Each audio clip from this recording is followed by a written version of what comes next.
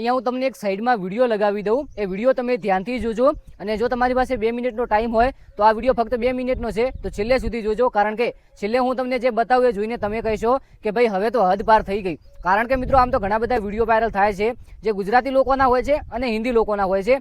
હા મિત્રો, આ વિડીયો ધ્યાનથી જોઈ લો. અહીંયા હું તમને લગાવી દઉં એ વિડીયો, અને આ વિડીયો જોયા બાદ લોકો ખૂબ જ ગુસ્સે થયા છે કે આખરેકાર આવી હરકત કરવાનું શું કામ હતું. કારણ કે મિત્રો આ લાઈવ સ્ટેજની અંદર, આ લાઈવ પ્રોગ્રામની અંદર આવું કરી રહ્યા છે નાટક, અને આખરેકાર જે આ છોકરી છે, આ છોકરીનો ભલે બોયફ્રેન્ડ છે કે ભલે આ છોકરીનો પતિ છે કે આ છોકરીનો કોઈ ક્રશ છે એ આપણને ખબર નથી, પરંતુ અહીંયા વિડીયો જોઈ લો. આ છોકરીની કમર ઉપર હાથ મૂકે છે અને કેવી રીતે મિત્રો એક વખત નહીં કે પછી ભૂલથી પણ નહીં, તમે જોઈ શકો છો કે બધા જે પબ્લિક છે, પબ્લિક જોવા આવ્યા છે, ભલે સિંગિંગનું હોય કે કોમેડી હોય, અને પછી એ પબ્લિક જોતી રહી જાય છે કે આવી રીતે ખરાબ નાટક કેવી રીતે આ લોકો કરી શકે છે. અને આ માણસ છે આજે ભલે આ એની ગમે તે ભલે સગાવાલી થતી હોય કે પછી આ છોકરી કોઈ ગર્લફ્રેન્ડ હોય કે ભલે તેમની પત્ની હોય, ભલે આ લોકો મેરિડ હોય, પરંતુ તમે અહીંયા જોઈ લો કે આવી હરકત કરતા જોવા મળ્યા છે. ત્યારે મિત્રો લોકો બહુ જ ગુસ્સે થઈ રહ્યા છે કે આખરેકાર આવી હરકત કરો તો જે આ લાઈવ પ્રોગ્રામ જોવા આવ્યા છે લોકો, એ લોકોનું શું? કારણ કે એ લોકોને શરમ આવી રહી છે. આ લોકોને શરમ નથી આવી રહી બંને ઉપર ઊભા છે તેમને, પરંતુ નીચે જે ઊભા છે ને એ લોકોને શરમ આવી રહી છે, અને આ વિડીયો જોઈ રહ્યા છે એમને શરમ આવી રહી છે. તો ખાસ કરીને આ વિડીયો તમે જોઈ અને એક કોમેન્ટ કરો કે શું આવી હરકત કરવી એ એકદમ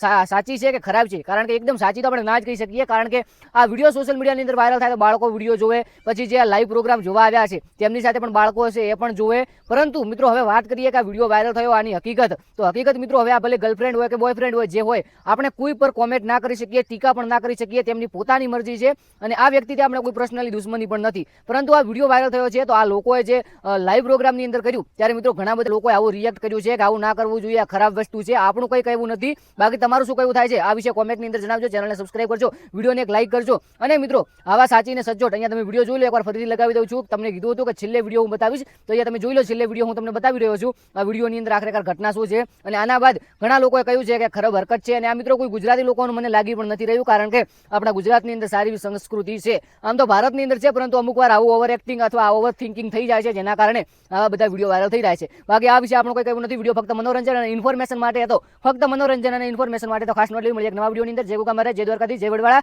અને આપણું ઇન્સ્ટાગ્રામ પેજની સાઈડમાં આપું છું. જલ્દીથી 6000 ફોલો પૂરા કરાવી દો. મળીએ એક નવા વિડીયોની અંદર.